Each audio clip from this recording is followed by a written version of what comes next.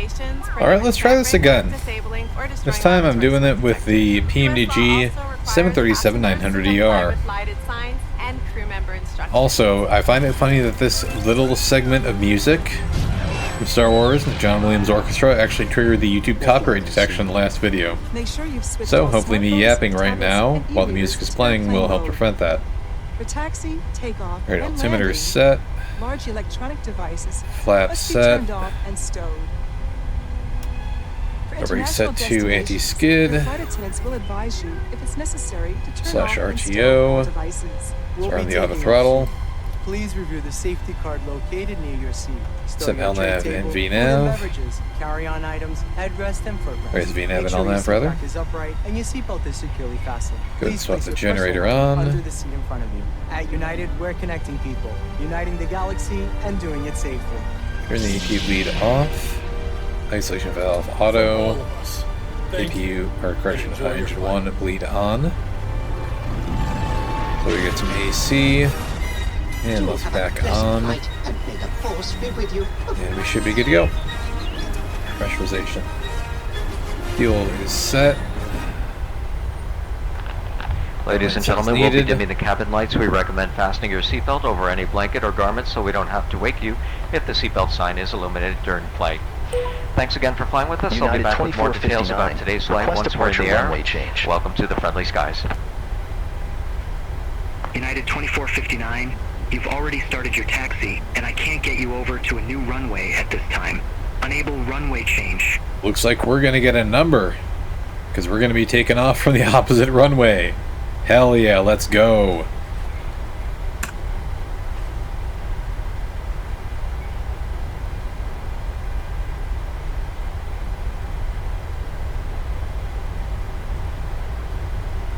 And this NG taxi is noticeably slower than the 321neo in 2024, but that makes perfect sense given that this does not have CFM LEAP 1 Bravo engines. It's got the 56s.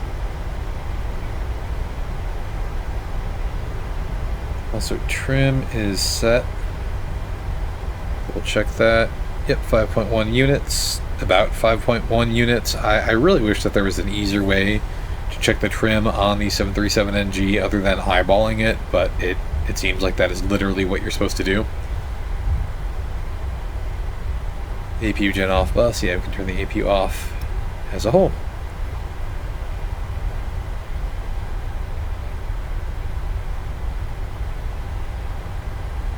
I'm just going to call out that I'm holding short runway 17 right, even though we are clearly not. Like, even on the map down there, it says 35 left. Well, that's alright, though. What ATC doesn't know won't hurt him.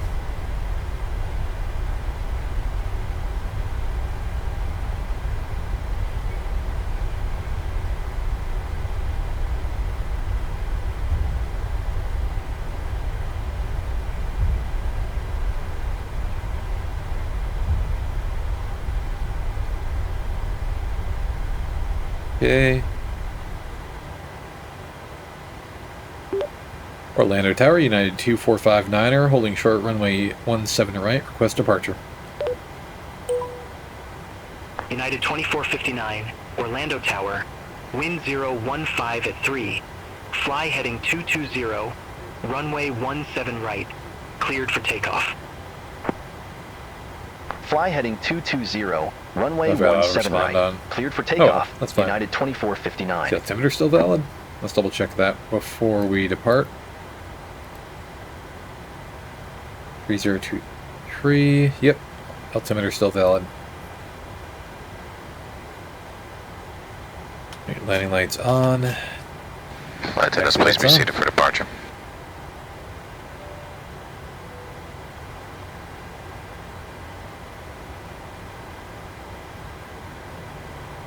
Parking brake's not on. Just taking a minute for the engines to respond. Press building and stabilizing at 40.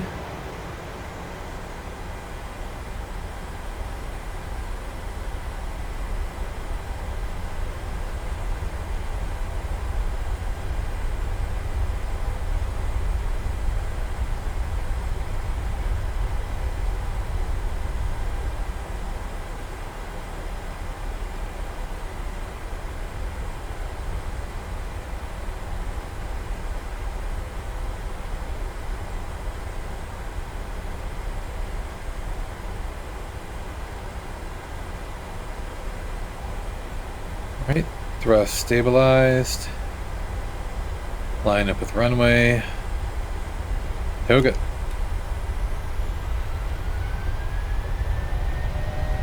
Slight forward pressure on yoke. Airspeed alive.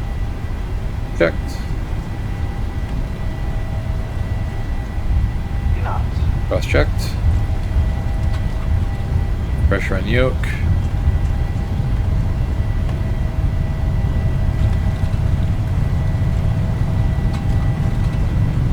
A little bit of left rudder here for maintaining center line.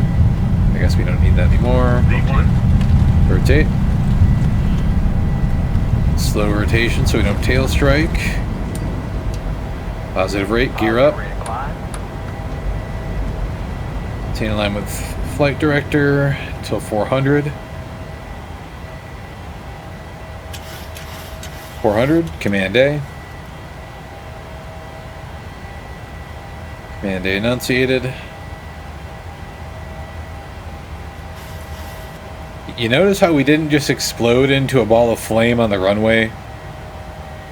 And how we didn't teleport into fucking Skyrim, as somebody commented on the last one. Excuse me. On the last one.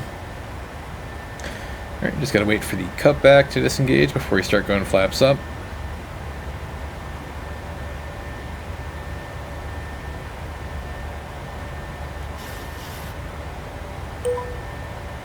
Orlando approach, United 2459, 1,800 feet. United 2459, Orlando departure. Good day. Radar contact. Cleared direct Vils. Resume the Red 61. Climb maintain 17,000 feet. Clear direct Vilms. Resume Red Sox 1 departure. Climb maintain flight level 170. United 2459er. Alright, cutback is disengaging. Yeah, I had our actual cruise altitude set there. That was an error. That's okay. Alright, flaps 1.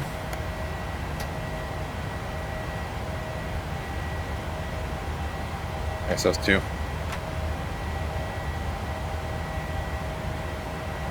And flaps up.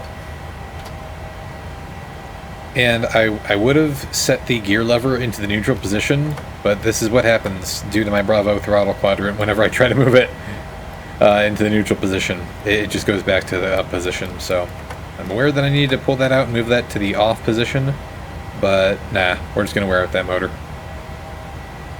Alright, we appear to be good to go on the departure, so we're just going to set the ILS course to the approach. So we don't get that course disagree message.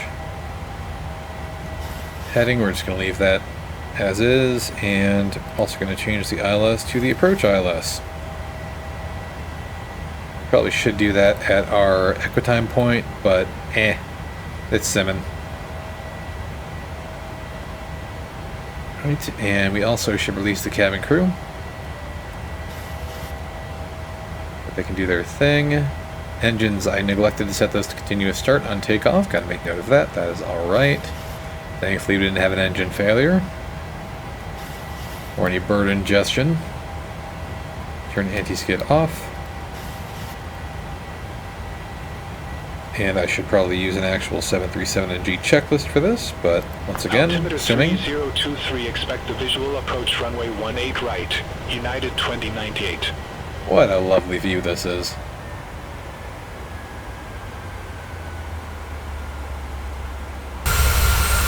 That's a little bit loud for you. Hope you enjoy that. Gotta take a screenshot and use this as a thumbnail. There we go. Ain't this gorgeous?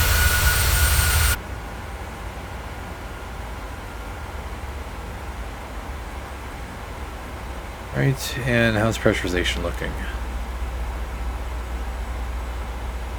Looking good. Looks like we are at... Honestly, I don't really know how to read this. I should study that. The cabin altitude's good. That's still very low. So I guess 3 psi is the difference Differential pressure? Makes sense. And the cabin should not be climby, and it is not. That is good. Isolation valve is set to auto still. Hacks configured as is appropriate. APU is off. Lights will go off at 10,000. We are holding in our climb due to altitude restrictions. And I was planning on cutting off this video at 10,000 feet, but this is actually going on for longer than I anticipated. I mean, I guess if you're here for the journey, then fuck it.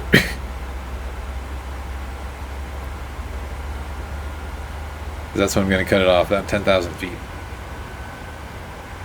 Let's see if we got any passenger views. No PAX views on this one? That's alright. I'll have to configure those at some point. There we go. Now we're doing a heckin' climb. Doing quite a good little climb here.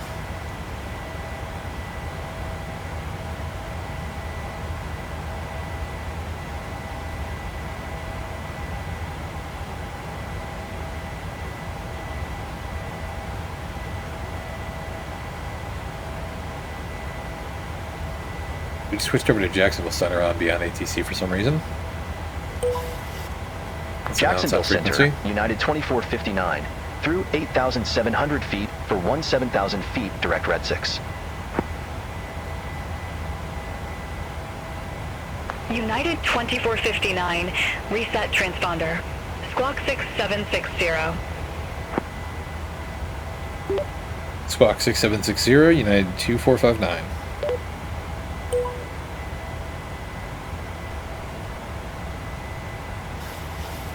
United 2459, Jacksonville Center, continue climb to 17,000 feet, altimeter 3023. Continue climb to flight level 170, altimeter 3023, United 2459. Negative, continue climb to 17,000 feet. Okay. Continue climb to 17,000 feet, altimeter 3023, United 2459er. Very specific with their phraseology. Alright, so lights off. Pressurization still looking good. Very, very slight increase in cabin altitude as to be expected. That pressure is holding steady. We're looking good at pressurization. Fuel temperature still looking good. Engine indications good.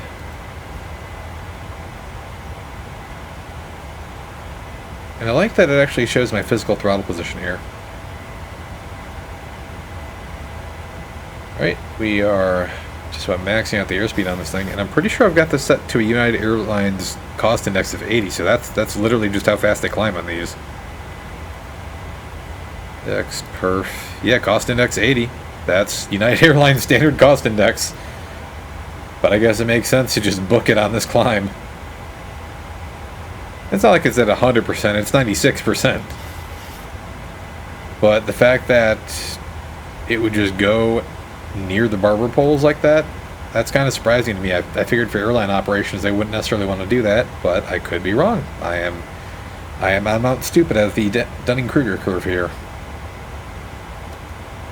Alright, radio minimum 155 for the approach. So we've got everything set for the approach when we eventually hit that.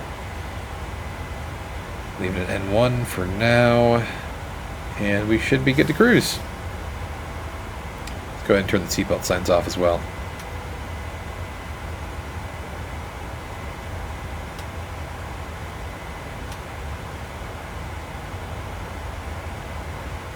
Alright, well, thanks for watching this little climb out. This was something I just wanted to post in contrast to the A321LR explosion on the runway that I encountered. This is 2020, and this is with a payware aircraft, but... United 2459, climb and maintain flight level 340. Yay! Clearance to our cruising altitude. Climb, maintain flight level 340, United 2459er.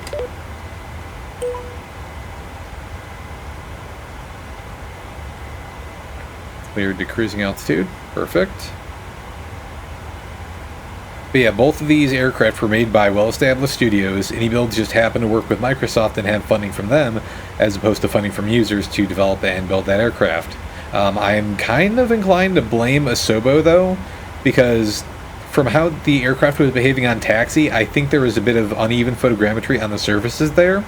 So I'm more inclined to believe that it's the fault of Microsoft and Asobo than AnyBuilds, because I've not really had any issues with other AnyBuilds aircraft, but I've had a lot of issues with Asobo products, so I think that trend would tend to carry.